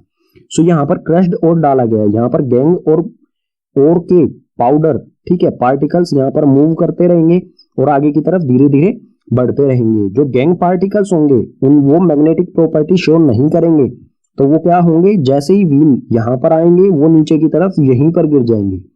लेकिन जो और पार्टिकल्स अगर मैग्नेटिक प्रॉपर्टी शो करेंगे तो वो क्या होंगे, इस व्हील से चिपके रहेंगे, ठीक है, यहां तक चिपके रहेंगे और चिपक यहाँ के बाद वो यहाँ आके गिर जाएंगे, ठीक है। ये जैसे ब्लैक ब्लैक दिख रहा है, ये मैग्नेटिक प्रॉपर्टी शो करने वाले सब्सटेंस है, वो यहाँ आकर गिर जाएंगे। सो हमारे पास यहाँ मिल जाएगा हमें गैंग और यहाँ पर मिल जाएगा हमें और, ठीक है। दोनों चीजें हम अलग अलग कर चुके हैं। और इसमें कौन कौन से ओर्स को अलग किया जाता है इस प्रोसेस के द्वारा, मैग्नेटाइट ओर्स होते हैं, क्रोमलाइट और मैग्नीज ओर्स, और भी बहुत सारे ओर्स हैं जिससे मैग्नेटिक सेपरेशन से जिन ओर्स को और गैंग को अलग अलग किया जाता है, ठीक है। एनरिचमेंट ऑफ ओर्स यानी कि ओर से गैंग को हटाने के लिए नेक्स्ट प्रोसेस है फ्रोथ फ्लोटेशन। ये किस प्रिंसिपल पे काम करता है, it is a process for separating hydrophobic and hydrophilic materials. ये हाइड्रोफोबिक और हाइड्रोफिलिक मटेरियल्स को अलग करने का प्रोसेस है, ठीक है। सो हाइड्रोफोबिक का मतलब क्या होगा, जो पानी में मिक्स ना हो, वाटर में मिक्स ना हो, और हाइड्रोफिलिक का मतलब होगा वो पानी में इजीली डिसॉल्व हो जाए, मिक्स हो जाए, ठीक है। सो जो भी हम इस प्रोसेस में ओर और गैंग को अलग अलग करते हैं, उसमें ओर जो है वो हाइड्रोफोबिक होता है, यानी कि पानी में वाटर में इजीली मिक्स नहीं होता है, और हाइड्रोफिलिक यानी कि वाटर में इजीली मिक्स होने वाला होता है गैंग। इसको डायग्राम से समझते हैं किस तरह से ये प्रोसेस काम करता है। इसमें एक टम्बलर लेंगे, ठीक है, उसमें पाइन ऑयल और वाटर का मिक्सचर होगा, ठीक है, प्रॉपर कंपोजिशन में पाइन ऑयल और वाटर का मिक्सचर होगा। इसमें ओर प्लस गैंग जो भी हमें अर्थ क्रस्ट से ये मिला है, इसको क्रश करके इसमें डाल दिया जाएगा, और इसमें डालने के बाद जो गैंग है वो तो वाटर में इजीली डिसॉल्व हो जाएगा, लेकिन ओर जो है वो इसमें सस्पेंडेड रहेगा, ठीक है। और जो है वो पाइन ऑयल के पार्टिकल्स के साथ चिपक जाएगा, वाटर में नहीं जाएगा, वो पाइन ऑयल के पार्टिकल्स के साथ चिपक जाएगा। उसके बाद जो ये पाइप है, इससे प्रेशर्ड एयर इसमें डाली जाएगी, और उसके साथ साथ ये जो नीचे वाला सिस्टम है ये तेजी के साथ घूमने लगेगा। जैसे ही एयर इसमें जाएगी तो इसमें से बबल्स बनने शुरू हो जाएंगे पाइन ऑयल के, ठीक है, ऑयल के बबल्स बन के ऊपर आ जाएंगे, फ्रोथ बन जाएगा, फ्रोथ यानी कि झाग बन जाएंगे, ठीक है, इसलिए इसका प्रोसेस का नाम भी फ्रोथ फ्लोटेशन रखा गया है। झाग बन के इसमें ऊपर आ जाएंगे, और जो पाइन ऑयल के झाग होंगे इसी में होगा हमारा और, झाग के साथ हमें मिल जाएगा और नीचे वाटर के साथ मिल जाएगा हमें गैंग, ठीक है। दोनों चीजें अलग अलग हो जाएंगी झाग से, उसके बाद हम और को निकाल लेंगे और गैंग की जरूरत हमें होती नहीं, ठीक है, दोनों चीजें अलग अलग हो गई हैं। एनरिचमेंट ऑफ ओर्स में हमारा लास्ट प्रोसेस है केमिकल रिफाइनिंग, जिसे लीचिंग भी कहा जाता है। इस प्रोसेस में केमिकल का यूज किया जाता है और गैंग में से गैंग को रिमूव करने के लिए, यानी कि इंप्यूरिटीज को रिमूव करने के लिए केमिकल का यूज किया जाता है। ये किस बेसिस पर काम करता है, in this process ores are soluble and gangue are insoluble. जो भी केमिकल यूज किया जाता है उसमें ओर सोल्यूबल होता है केमिकल के साथ, और गैंग जो है वो इनसोल्यूबल होता है, यानी कि मिक्स नहीं होता है। गैंग जो है उस केमिकल में नीचे की तरफ चला जाएगा और उस केमिकल में पूरी तरह से मिक्स हो जाएगा, ठीक है। Leaching is done in pressure cylindrical vessels. Leaching को सिलेंड्रिकल वेसल्स में किया जाता है, जिसमें बहुत ज्यादा प्रेशर अप्लाई किया जाता है इस पे, ठीक है। और कन्वर्टिंग मेटल सोल्ट, जो भी और होता है गैंग के साथ, उसको और में से मेटल सोल्ट बनाया जाता है, ठीक है, मेटल सोल्ट बनाया जाता है, और उसके बाद मेटल सोल्ट्स में से मेटल को एक्सट्रैक्ट कर लिया जाता है। एक एग्जांपल देख लेते हैं। यहाँ पर दिया है हमें जिंक सल्फाइड ZnS, ठीक है, जिंक सल्फाइड दिया है, ये और है। इसको ऑक्सीजन की प्रेजेंस में इसमें केमिकल डाला जाएगा H2SO4 यानी कि सल्फ्यूरिक एसिड। सल्फ्यूरिक एसिड जब इसमें डाला जाएगा, ये रिएक्शन करने के बाद बनेगा ZnSO4, ये मेटल सोल्ट बनेगा। जिंक ZnSO4 ये सोल्ट बना, ठीक है। सोल्ट के साथ साथ हमें क्या मिला, H2O यानी कि वाटर और सल्फर, ये हो गई हमारी गैस, ठीक है। सो ये मेटल सोल्ट बना, इसमें से बाद में जिंक को एक्सट्रैक्ट कर लिया जाता है, ठीक है। ये प्रोसेस है केमिकल रिफाइनिंग का। और में से हम गैंग को रिमूव कर चुके हैं, जो भी उसमें इंप्योरिटी होती है। अब हम देखेंगे और से मेटल किस तरह से एक्सट्रैक्ट किया जाता है। सो सबसे पहले इसमें देखते हैं extracting metal low in the reactivity या फिर एक्टिविटी सीरीज। जो भी एक्टिविटी या रिएक्टिविटी सीरीज होती है उसमें नीचे वाले मेटल्स, ठीक है, जो कम रिएक्टिव होते हैं, उनको किस तरह से एक्सट्रैक्ट किया जाएगा उनके ओर से। सो सबसे पहले नीचे की तरफ जो मेटल्स होते हैं वो कौन कौन से होते हैं। सबसे नीचे होता है Au यानी कि गोल्ड, उसके ऊपर होता है Ag यानी कि सिल्वर, ये तो बिल्कुल फ्री स्टेट में मिलते हैं हमें, नेटिव स्टेट में, ठीक है। इनको एक्सट्रैक्ट करने की जरूरत नहीं होती, ये बिल्कुल फ्री स्टेट में मिलते हैं, ठीक है। और इनके अलावा जो नीचे की तरफ मेटल्स होते हैं वो होता है Hg और Cu, यानी कि मरकरी और कॉपर। मरकरी और कॉपर जो है ये सल्फाइड्स या फिर ऑक्साइड्स के और में हमें मिलता है नेचर से, ठीक है। सो इनके सल्फाइड और ऑक्साइड से इन्हें किस तरह से एक्सट्रैक्ट किया जाएगा ये देखते हैं। These metals are non reactive, ये मेटल्स जो है वो लगभग ना के बराबर रिएक्टिव होते हैं। The oxides of these metals can be reduced by heating, जो भी इनका ऑक्साइड्स होता है या फिर सल्फाइड होता है उनको इजीली रिड्यूस किया जा सकता है हीटिंग से, और ज्यादा हीट नहीं करना होता है, थोड़ी सी हीटिंग से ही काम हो जाता है, ये एक्सट्रैक्ट अलग निकल जाते हैं इनके ओर से। एग्जांपल देख लेते हैं इसके लिए, जैसे Hg यानी कि मरकरी एक्सट्रैक्ट फ्रॉम सिनाबार, यानी कि HgS जो मरकरी सल्फाइड होता है ये और होता है मरकरी का जिसे सिनाबार कहा जाता है। तो सिनाबार में से मरकरी को किस तरह से एक्सट्रैक्ट किया जाएगा, इसकी जो रिएक्शन होगा वो किस तरह से होगा, ये है मरकरी सल्फाइड, इसको ऑक्सीजन की प्रेजेंस में हीट करेंगे, हीट करने के बाद ये बन जाएगा HgO यानी कि मरकरी ऑक्साइड, और सल्फर डाइऑक्साइड गैस जो है वो बन इसमें से निकल जाएगी, ठीक है। उसके बाद जो हमें ये HgO मिला है, मरकरी ऑक्साइड मिला है, इसको हम लगातार हीट करेंगे आगे, ठीक है। थोड़ी सी और इसे थोड़ा सा और हीट करेंगे इसे, तो ये मरकरी और ऑक्सीजन, ठीक है, मरकरी अलग हो जाएगा और ऑक्सीजन गैस इसमें से निकल जाएगी, यानी कि हमें क्या मिल गया लास्ट में, प्योर मरकरी मिल गया, ठीक है। Similarly Cu2S can be obtain, इसी तरह से कॉपर सल्फाइड जो है उसको भी ऑब्टेन किया जा सकता है। कॉपर सल्फाइड को भी इसी प्रकार से ऑक्सीजन की प्रेजेंस में हीट किया जाएगा, ठीक है। इसके रिएक्शन जो है यहाँ पर लिखा गया, इसे देख लेते हैं। ये है कॉपर सल्फाइड, कॉपर सल्फाइड को भी ऑक्सीजन की प्रेजेंस में हीट करेंगे, हीट करने के बाद ये कन्वर्ट हो जाएगा कॉपर ऑक्साइड में, और SO2 जो गैस है वो इसमें से निकल जाएगी, ठीक है। इसके बाद जो हमें Cu2O कॉपर ऑक्साइड मिला है, इसको हम फिर से हीट करेंगे, किसकी प्रेजेंस में, यहां पर हम इसे हीट करेंगे कॉपर सल्फाइड की प्रेजेंस में, ठीक है। इसकी प्रेजेंस में यहां पर इसे हीट किया जाएगा। कॉपर ऑक्साइड और कॉपर सल्फाइड इनको साथ में हीट करेंगे तो हमें मिल जाएगा कॉपर और ऑक्सीजन गैस इसमें से निकल जाएगी। इस कंडीशन में भी हमें क्या मिल गया, प्योर कॉपर मिल गया, ठीक है। इस तरह से जो लो एक्टिविटी सीरीज में नीचे वाले मेटल्स जो हैं उनको एक्सट्रैक्ट किया जाता है, ठीक है। हल्की सी हीट की आवश्यकता होती है इन्हें एक्सट्रैक्ट करने के लिए, ठीक है। रिएक्टिविटी सीरीज में नीचे वाले मेटल्स को एक्सट्रैक्ट करने के बाद अब हम देखते हैं रिएक्टिविटी सीरीज के मिडल यानी कि बीच वाले जो मेटल्स होते हैं उनको किस तरह से एक्सट्रैक्ट किया जाता है उनके ओर्स से। So extracting metals middle in the reactivity या फिर एक्टिविटी सीरीज, जो भी मिडल में होते हैं उनको किस तरह से एक्सट्रैक्ट किया जाएगा। मिडल में कौन कौन से मेटल्स होते हैं, जिंक होता है, आयरन और लेड, ठीक है। इस तरह के कुछ मेटल्स होते हैं, इनके बारे में कुछ दिया गया है, ये पढ़ लेते हैं सबसे पहले। These metals usually present as sulphides और कार्बोनेट्स, जो भी ये मेटल्स हैं ये दो टाइप के ओर्स पाए जाते हैं, एक तो सल्फाइड ओर्स के रूप में पाए जाते हैं हमें, और एक कार्बोनेट्स ओर की फॉर्म में पाए जाते हैं। It is easier to obtain metal from their oxides, इनको सल्फाइड्स और कार्बोनेट्स में से एक्सट्रैक्ट करना थोड़ा सा मुश्किल होता है, इसलिए सब इनको इनके ऑक्साइड्स मेटल ऑक्साइड से एक्सट्रैक्ट किया जाता है। यानी कि सबसे पहले क्या किया जाएगा, जो सल्फाइड और होगा उसको हम सबसे पहले मेटल ऑक्साइड में चेंज करेंगे, इसी तरह कार्बोनेट जो है उसको भी मेटल ऑक्साइड में चेंज करेंगे। सो सबसे पहले देखते हैं सल्फाइड्स और कार्बोनेट्स और उसमें से मेटल ऑक्साइड किस तरह से बनाया जाता है, और उसके बाद देखेंगे कि मेटल ऑक्साइड से मेटल किस तरह से एक्सट्रैक्ट किया जाता है। सो ये दो तरह के होते हैं सल्फाइड और कार्बोनेट्स के। सबसे पहले देखते हैं सल्फाइड्स में से किस तरह से मेटल ऑक्साइड बनाया जाता है।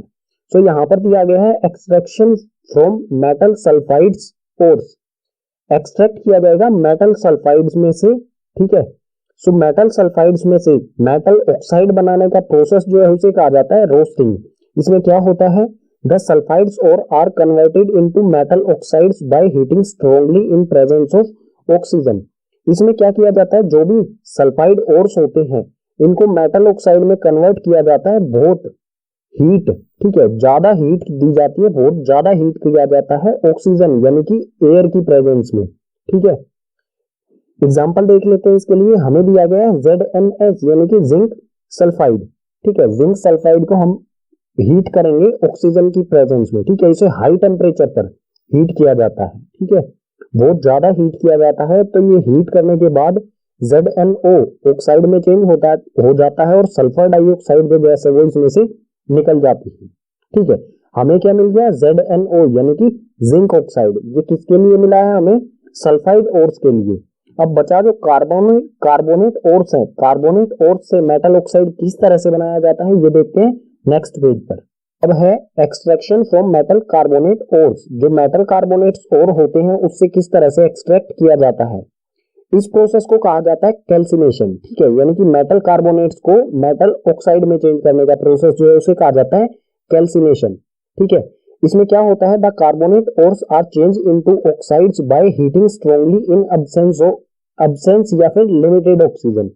इसमें जो भी कार्बोनेट ओर्स होते हैं उनको मेटल ऑक्साइड में चेंज किया जाता है। ठीक है, उनके ऑक्साइड में चेंज किया जाता है बहुत ज्यादा हीट करके। ठीक है, या तो वहां पर ऑक्सीजन होनी ही नहीं चाहिए या फिर लिमिटेड ऑक्सीजन होनी चाहिए। ठीक है, ऑक्सीजन की एब्सेंस में। कार्बोनेट क्या होता है? कार्बोनेट होता है CO3। तो इसमें पहले से ही ऑक्सीजन होती है। ठीक है, इसलिए इसमें ऑक्सीजन की जरूरत नहीं होनी चाहिए हमें हीट करते समय। ठीक है, ये रिएक्शन किस तरह से होगा? सपोज कर लीजिए हमें दिया गया है जिंक कार्बोनेट, ये और है, इसमें से हमें जिंक ऑक्साइड बनाना है इसको। तो क्या करेंगे? इसे हीट करेंगे, बहुत ज्यादा टेम्परेचर पर इसे हीट करेंगे तो ये चेंज हो जाएगा ZnO यानी कि जिंक ऑक्साइड, और इसमें से CO2 जो है वो इसमें से निकल जाएगी। सो पीछे वाला प्रोसेस जो था रोस्टिंग, उसमें भी हमें क्या मिल गया था? Zinc oxide. और इस वाले प्रोसेस में कैल्सिनेशन में भी हमें क्या मिल गया है? Zinc oxide. Now we get metal oxide by the process of roasting और कैल्सिनेशन। जोन सा भी हमारा प्रोसेस था, रोस्टिंग सल्फाइड ओर्स के लिए और कैल्सिनेशन कार्बोनेट ओर्स के लिए, इन दोनों प्रोसेस से हमें क्या मिल गया है? मेटल ऑक्साइड मिल गया है। ठीक है, अब मेटल नेक्स्ट पेज पर हम देखेंगे कि मेटल ऑक्साइड से मेटल किस तरह से मिलेगा हमें। रिएक्टिविटी सीरीज के मिडल वाले मेटल्स के ओर्स को हमने कन्वर्ट किया मेटल ऑक्साइड में रोस्टिंग और कैल्सिनेशन प्रोसेस से, और हमें मिला मेटल ऑक्साइड यानी कि ZnO। ठीक है, दोनों प्रोसेस से रोस्टिंग और कैल्सिनेशन से हमें क्या मिला था? Metal oxide. एग्जांपल में ZnO मिला था हमें। अब इस ZnO का हम करेंगे रिडक्शन, यानी कि इसमें से मेटल को अलग करेंगे। ठीक है, so reduction of metal oxide to metal. जो भी ये मेटल ऑक्साइड है इसमें से हम मेटल निकालेंगे रिडक्शन प्रोसेस से। रिडक्शन क्या होता है? चैप्टर 1 में आप पढ़ चुके होंगे, फिर से बता देता हूं। It means removing of oxygen from a compound. जो भी हमें कंपाउंड दिया गया है इसमें से ऑक्सीजन को अलग करना।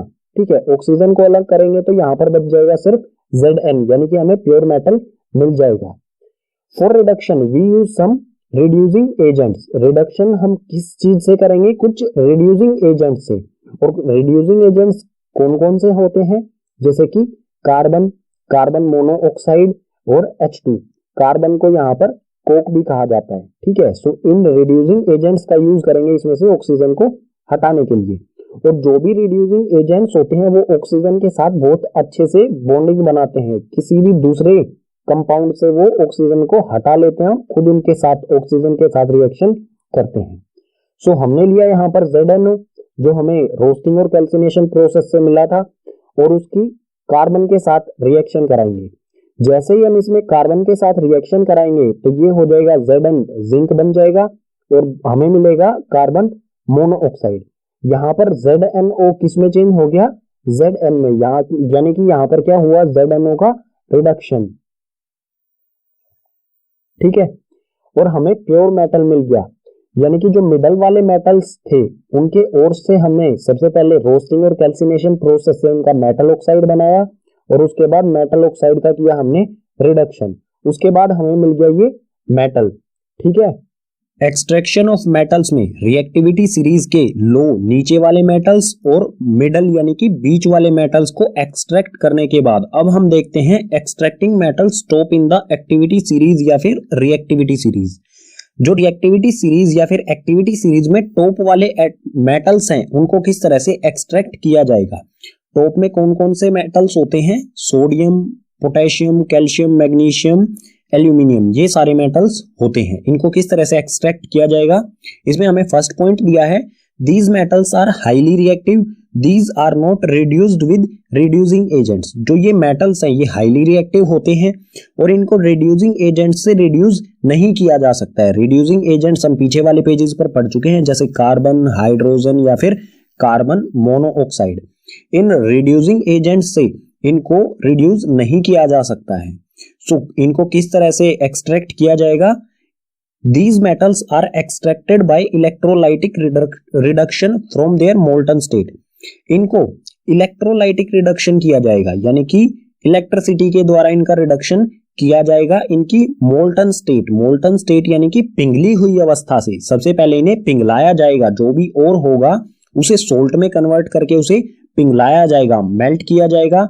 उसके बाद एक एग्जांपल देख लेते हैं। एग्जांपल में है extraction of Na from NaCl। सबसे पहले क्या किया गया है? सोडियम ऑक्साइड को सोडियम क्लोराइड बनाया गया है। ठीक है, सोडियम क्लोराइड से हम सोडियम किस तरह से निकाला जाता है, एक्सट्रैक्ट किया जाता है, ये देखते हैं। इसमें हमें 2 पॉइंट दिए गए हैं, इनको बाद में पढ़ेंगे। डायग्राम से समझते हैं कि Na यानी कि सोडियम हमें किस तरह से मिलेगा। यहां पर रिएक्टिविटी सीरीज में सेकंड नंबर पर जो है वो सोडियम आता है, यानी कि ये हाई रिएक्टिव मेटल है। ठीक है, सो डायग्राम से समझते हैं। ये रोड्स हैं, इलेक्ट्रिक रोड्स हैं। ठीक है, सबसे पहले क्या करेंगे? NaCl सोडियम क्लोराइड को मेल्ट करेंगे। मेल्ट करने के बाद इस टम्बलर में डाल दिया जाएगा। ठीक है, और सोडियम हमने ये कंपाउंड बनता कैसे है? सोडियम इसमें Na पॉजिटिव चार्ज होता है और क्लोरीन नेगेटिव चार्ज होता है। ठीक है, Na एक इलेक्ट्रॉन क्लोरीन को दे देता है। अगर ये Na देता है तो ये पॉजिटिव चार्ज और ये लेने वाला जो है वो नेगेटिव चार्ज होगा। ठीक है, सो जब इसमें से इन दोनों रोड्स में से माइनस साइन जो नेगेटिव साइन जो होता है बैटरी का उसे कहा जाता है कैथोड और एनोड जो है वो पॉजिटिव साइन। सो इसमें जब इलेक्ट्रिसिटी पास की जाएगी, जैसे ही इसमें स्विच ऑन किया जाएगा, इलेक्ट्रिसिटी पास की जाएगी तो इनकी जो बॉन्डिंग है NaCl ये टूट जाएगी। किस कारण? इलेक्ट्रिसिटी के कारण। ठीक है, इलेक्ट्रिसिटी इसका रीजन होगा और Na पॉजिटिव साइन है तो Na जो है वो कैथोड यानी कि नेगेटिव साइन की तरफ। हमेशा पॉजिटिव नेगेटिव साइन अट्रैक्ट होते हैं एक दूसरे से। सो पॉजिटिव सोडियम जो है वो कैथोड की तरफ आ जाएगा और क्लोरीन जो है वो एनोड पर आ जाएगी और क्लोरीन एनोड पर आकर गैस बनकर यहां से निकल जाएगी। सो हमें कैथोड पे क्या मिलेगा? सोडियम। इसे हम कैथोड से कलेक्ट कर लेंगे प्योर सोडियम को। ठीक है, सो एक्सट्रैक्शन ऑफ मेटल्स में ये 2 पॉइंट्स में यही कहा गया है। Metal deposit at cathode. जो भी मेटल होगा हमारे सोल्ट सॉल्यूशन में वो कैथोड पर जमा हो जाएगा। ठीक है, डिपॉजिट यानी कि जमा हो जाएगा। Chlorine liberated at anode. और जो भी नॉन मेटल होगा, हमेशा जो मेटल होता है वो हमारा पॉजिटिव चार्ज होता है क्योंकि वो इलेक्ट्रॉन्स किसी दूसरे एलिमेंट को दे देता है। ठीक है, और जो भी मेटल के अलावा होगा, चाहे वो क्लोरीन हो या और कुछ भी हो, वो नेगेटिव चार्ज होगा और वो कहां से लिबरेट होगा? एनोड से। एनोड से ये गैस बन के निकल जाएगा। ठीक है, फाइनली हमें मेटल मिलेगा कैथोड पर। यानी कि हम तीनों रिएक्टिविटी सीरीज के लो वाले मेटल्स, मिडल वाले मेटल्स और टॉप वाले मेटल्स तीनों का एक्सट्रैक्शन हो चुका है कंप्लीट। यानी कि स्टेप 2 था एक्सट्रैक्शन ऑफ मेटल्स में, वो हो गया है कंप्लीट। अब चलते हैं स्टेप 3 जो है refining of metals. Extraction of metal में हमारा स्टेप 3 है refining of metals. Refining of metals जो है वो इलेक्ट्रोलाइसिस प्रोसेस से किया जाता है। ठीक है, so electrolysis widely use for metal refining. जो इलेक्ट्रोलाइसिस प्रोसेस है ये मेटल रिफाइनिंग के लिए ज्यादातर यूज किया जाता है क्योंकि ये बहुत इजी मेथड होता है। ठीक है, इसे डायग्राम की मदद से समझते हैं। एग्जांपल ले लेते हैं। ठीक है, एग्जांपल में हम इसमें कॉपर को रिफाइन करेंगे। ठीक है, कॉपर यानी कि Cu। कॉपर को किस तरह से रिफाइन किया जाता है समझ लेते हैं। इसमें क्या किया जाएगा? कॉपर को रिफाइन करना है तो हमें कॉपर की एक प्योर कॉपर की एक रोड लेंगे या फिर प्लेट लेंगे जो कैथोड पर लगाएंगे। ठीक है, कैथोड यानी कि नेगेटिव साइन की तरफ। और एक लगाएंगे हम जिसको हमने एक्सट्रैक्ट किया है यानी कि जिसे रिफाइन किया जाना है उसे लगाएंगे हम एनोड यानी कि पॉजिटिव साइन पर। ठीक है, ये कैथोड पर जो हमारी रोड होगी या प्लेट होगी ये बिल्कुल थिन यानी कि पतली होनी चाहिए और एनोड पर जो ये है ये मोटी होनी चाहिए, थिक होनी चाहिए। ठीक है, उसके बाद दोनों ये कॉपर की रोड होंगी, ये प्योर और ये इम्प्योर जिसे रिफाइन किया जाना है। ठीक है, और जो ये टम्बलर है इसमें एक सॉल्यूशन लेंगे। सॉल्यूशन कौन सा होगा? जोन से भी मेटल को, कॉपर को रिफाइन करना है तो कॉपर का ही सल्फेट सॉल्यूशन यानी कि CuSO4 इसमें सॉल्यूशन लिया जाएगा। ठीक है। जोन सा भी मेटल है, अगर हम एल्यूमिनियम को इसमें रिफाइन करेंगे तो एल्यूमिनियम सल्फेट होना चाहिए यहाँ पर, ठीक है। कॉपर को रिफाइन कर रहे हैं तो कॉपर सल्फेट का यहाँ पर सॉल्यूशन लिया जाएगा इसमें। उसके बाद किया जाएगा यहाँ से स्विच ऑन। जैसे ही स्विच को ऑन किया जाएगा इसमें से इलेक्ट्रिसिटी पास होना शुरू हो जाएगी, ठीक है। इलेक्ट्रिसिटी इसमें से पास होना शुरू हो जाएगी और जो कॉपर है, ठीक है, एनोड पर जो कॉपर है वो किसमें कन्वर्ट हो जाएगा, Cu। जो एनोड पर हमारा कॉपर है, ये कॉपर है, ये ब्रेक हो जाएगा इलेक्ट्रिसिटी की वजह से। कॉपर Cu2 पॉजिटिव, इसकी वैलेंसी होती है 2 पॉजिटिव, ठीक है। चार्ज होता है कॉपर पर 2 पॉजिटिव और ये 2 इलेक्ट्रॉन यहां पर लूज कर देगा, ठीक है। 2 इलेक्ट्रॉन ये एनोड पर लूज करेगा। जो कॉपर 2 पॉजिटिव है ये डिसॉल्व हो जाएगा कॉपर सल्फेट सॉल्यूशन में। जो भी ये सॉल्यूशन है इसमें डिसॉल्व हो जाएगा ये कॉपर 2 पॉजिटिव। और जो पहले से ही जो सल्फेट सॉल्यूशन है हमारा, इसमें पहले से ही जो कॉपर है, ठीक है, इसमें पहले से ही जो कॉपर है वो डिपॉजिट हो जाएगा, इकट्ठा हो जाएगा कैथोड वाली रोड पर, चिपक जाएगा जाके, ठीक है। इसी तरह से एनोड पर जो है ये 2 पॉजिटिव चार्ज ये एनोड से निकलता रहेगा प्योर कॉपर। इस जो भी हमारा सल्फेट सॉल्यूशन है, कॉपर सल्फेट का सॉल्यूशन है, इसमें डिसॉल्व होता रहेगा और जो पहले से ही इस कॉपर सल्फेट सॉल्यूशन में कॉपर है वो कैथोड पर चिपकता रहेगा, ठीक है। इस प्रोसेस के द्वारा जो ये एनोड वाली रोड है धीरे धीरे ये बिल्कुल थिन यानी कि पतली हो जाएगी और कैथोड वाली प्योर कॉपर वाली जो रोड है हमारी कैथोड पर ये बिल्कुल थिक मोटी हो जाएगी, ठीक है। और जो भी इसमें इंप्यूरिटी स्लैग्स होंगे वो यहां पर आ जाएंगे नीचे की तरफ, एनोड के नीचे की तरफ, ठीक है। इसे एनोड मड भी कहा जाता है जो भी इंप्यूरिटीज होती हैं। सो इन पॉइंट्स को पढ़ लेते हैं। When current pass through it impure metal dissolve in electrolyte. जो भी इम्प्योर मेटल होगा, जैसे ही हम इसमें से इलेक्ट्रिसिटी पास करेंगे, जो भी इम्प्योर मेटल होगा वो इस सॉल्यूशन में इम्प्योर मेटल होगा वो इस सॉल्यूशन में डिसॉल्व होना शुरू हो जाएगा। सेकंड है N equivalent amount of pure metal from solution deposit at cathode. जो इस एनोड से जो भी मेटल इसमें डिसॉल्व हुआ है उतना ही मेटल इस सॉल्यूशन से कैथोड पर डिपॉजिट हो जाएगा, ठीक है। थर्ड है इसमें the insoluble impurity settle down at the bottom of anode and it is called anode mud. और जो भी इंप्योरिटी होगी मेटल्स में वो सेटल डाउन नीचे की तरफ बैठ जाएगी, एनोड के नीचे की तरफ बैठ जाएगी और उसे एनोड मड भी कहा जाता है, ठीक है। बाकी कुछ और कॉन्सेप्ट्स हैं। इसकी इक्वेशन किस तरह से बनेगी, जो भी ये रिएक्शन हुआ है इसकी इक्वेशन किस तरह से बनेगी, इसे देखते हैं नेक्स्ट पेज पर। सो रिफाइनिंग ऑफ मेटल्स में जो हमारी इक्वेशन बनेगी वो क्या होंगी, जो भी ये रिएक्शन हुआ है यहाँ पर इक्वेशंस क्या बनेंगी इसके लिए। सो एनोड यानी कि पॉजिटिव साइन पर इसमें से कॉपर जो है वो डिसॉल्व होगा सॉल्यूशन में, यानी कि वो अपने 2 इलेक्ट्रॉन्स जो है वो लूज कर देगा, ठीक है। इस पर एनोड पर क्या है, कॉपर जो है वो 2 इलेक्ट्रॉन लूज कर देगा और जो यहाँ पर 2 इलेक्ट्रॉन्स होंगे वो कहां पर आ जाएंगे, धीरे धीरे करके कैथोड पर, ठीक है। सो 2 इलेक्ट्रॉन्स ये Cu2+ है ये डिसॉल्व हो जाएगा कॉपर सल्फेट सॉल्यूशन में और जो 2 इलेक्ट्रॉन है 2 इलेक्ट्रॉन जो है वो इलेक्ट्रिक सर्किट इस सर्किट में ट्रेवल करते हुए आ जाएंगे कैथोड पर, ठीक है। और उसके बाद कैथोड पर क्या होगा, जो कॉपर यहां से सॉल्यूशन से जो कॉपर है, कॉपर सल्फेट का जो सॉल्यूशन है उस सॉल्यूशन में से जो कैथोड पर डिपॉजिट होगा वो किस कारण होगा, पॉजिटिव और नेगेटिव साइन के अट्रैक्शन की वजह से। जो भी कॉपर 2 पॉजिटिव है, ठीक है, कॉपर जो है हमारा वो इस कैथोड पर आएगा और इसमें से एनोड से जो हमारा 2 इलेक्ट्रॉन्स ट्रेवल होके कैथोड पर आ जाएंगे, ठीक है। सो कॉपर 2 पॉजिटिव और 2 इलेक्ट्रॉन्स ये दोनों मिलकर यहां पर बनाएंगे प्योर कॉपर, ठीक है। कैथोड पर हमें मिल जाएगा प्योर कॉपर। ये जो इक्वेशंस हैं ये काफी इंपॉर्टेंट हैं और ये हमारा पूरा प्रोसेस जो है इलेक्ट्रोलाइसिस प्रोसेस काफी इंपॉर्टेंट हो जाता है, इसलिए इसे अच्छी तरह से समझें। अगर एक बार समझ में नहीं आता है तो दोबारा से देखें, थोड़ा सा पीछे जाके 4 या 5 मिनट जितना भी हमारा ये प्रोसेस समझाया गया है इसे दोबारा से देखें, ठीक है। चैप्टर का नेक्स्ट और लास्ट कॉन्सेप्ट है हमारा कोरोजन। कोरोजन होता क्या है इसके बारे में हम चैप्टर 1 में भी पढ़ चुके हैं, फिर से देखते हैं। The surface of some metals corrode when they are exposed to moist air for a long time, this is called corrosion.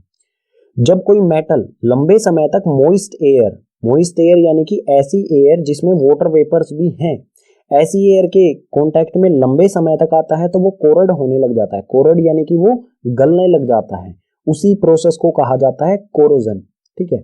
इसके कुछ एग्जांपल्स देख लेते हैं। Silver become black when exposed to moist air. Silver जो है वो उस पर एक ब्लैक कोटिंग हो जाती है जब वो लंबे समय तक मॉइस्ट एयर यानी कि नमी वाली हवा के कांटेक्ट में आता है।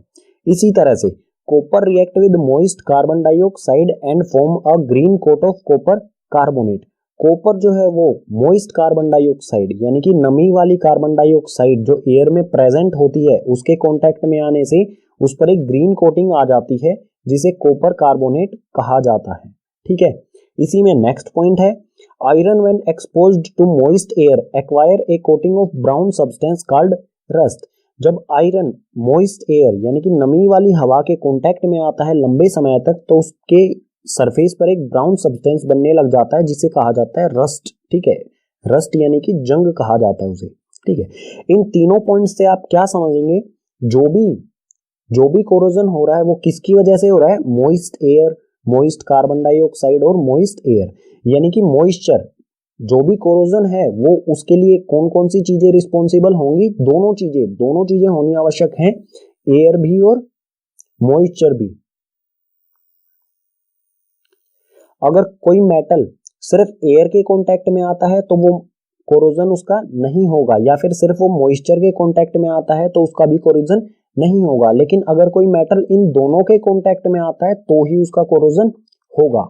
ठीक है। कोरोजन जो है वो मेटल्स को डिस्ट्रॉय कर देता है धीरे धीरे करके। सो कोरोजन से बचाव होना जरूरी है मेटल्स का। So prevention of corrosion, corrosion से मेटल का बचाव। The corrosion can be prevented by painting, oiling, greasing, galvanisation, chrome plating, anodising और मेकिंग एलॉयज। जो भी कोरोजन है उसको बचाया जा सकता है पेंट करके। ठीक है। जो भी मेटल्स होते हैं उनको पेंट कर दिया जाए तो उन पे उनका कोरोजन नहीं होगा, या फिर ऑयलिंग या ग्रीजिंग करके जो भी मेटल्स हैं उनके ऊपर ऑयल लगा दिया जाए या ग्रीस लगा दिया जाए तो वो एयर और मॉइस्चर के कांटेक्ट में नहीं आएंगे और उनका कोरोजन नहीं होगा। इसी तरह के कुछ प्रोसेस हैं गैल्वेनाइजेशन, क्रोम प्लेटिंग, एनोडाइजिंग और मेकिंग एलॉयज। जो गैल्वेनाइजेशन, क्रोम प्लेटिंग और एनोडाइजिंग है ये सिमिलर हैं एक दूसरे से, इसलिए गैल्वेनाइजेशन को समझते गैल्वेनाइजेशन के साथ साथ हम इन दोनों को भी समझ लेंगे। ठीक है। सो गैल्वेनाइजेशन क्या होता है, it is a method of protecting steel and iron from rusting by coating them with a thin layer of zinc. जो गैल्वेनाइजेशन प्रोसेस होता है ये स्टील और आयरन को रस्ट होने से बचाने के लिए यानी कि गलने से बचाने के लिए, इनका कोरोजन होने से बचाने के लिए इस पर एक थिन लेयर ऑफ जिंक की एक पतली सी लेयर चढ़ा दी जाती है। ठीक है। उसी को कहा जाता है गैल्वेनाइजेशन। गैल्वेनाइजेशन में जिंक की थिन लेयर चढ़ाई जाती है, क्रोम प्लेटिंग में क्रोमियम की थिन लेयर चढ़ाई जाती है, एनोडाइजिंग में एल्यूमिनियम की थिन लेयर चढ़ाई जाती है। ठीक है। गैल्वेनाइजेशन में जिंक, क्रोम प्लेटिंग में क्रोमियम की, एनोडाइजिंग में एल्यूमिनियम की थिन लेयर। ठीक है।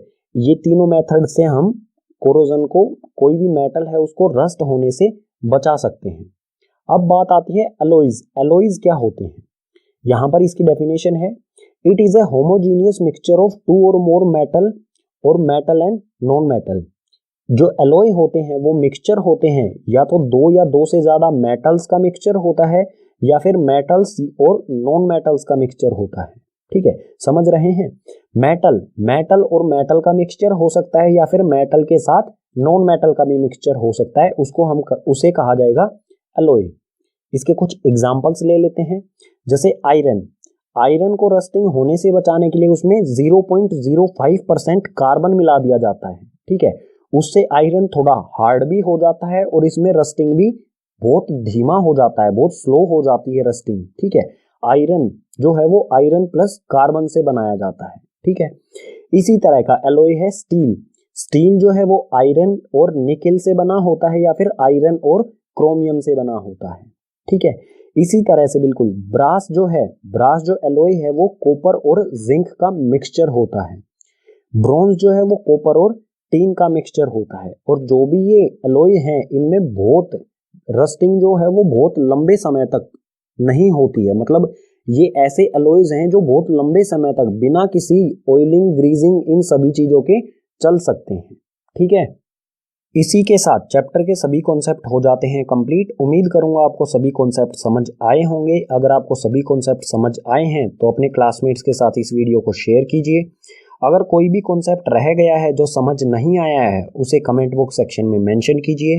और एनसीईआरटी सॉल्यूशन और जो नोट्स हैं उनका लिंक जो है वो डिस्क्रिप्शन बॉक्स में दिया गया है, वहां से आप जाके नोट्स और एनसीईआरटी सॉल्यूशंस को रीड भी कर सकते हैं और राइट डाउन भी कर सकते हैं।